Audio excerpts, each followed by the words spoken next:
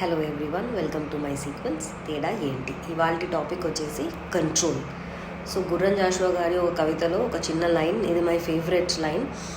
కళ్ళెం ఉన్నది మన చేతిలో, గుర్రం మాత్రం పడే గోతిలో. అంటే కళ్ళెం అంటే కంట్రోల్స్ మన చేతిలోనే ఉన్నాయి, కానీ గుర్రం మాత్రం వెళ్ళి గోతిలో పడింది.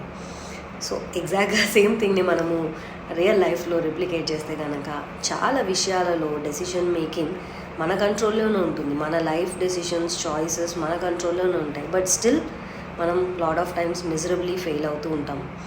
సో తేడా ఏంటి అంటే కనుక, కంట్రోల్ ఉండడం అనేది ఒక ఆపర్చునిటీ అయితే ఆ కంట్రోల్స్ని మనం రైట్ డైరెక్షన్లో పెడుతున్నామా?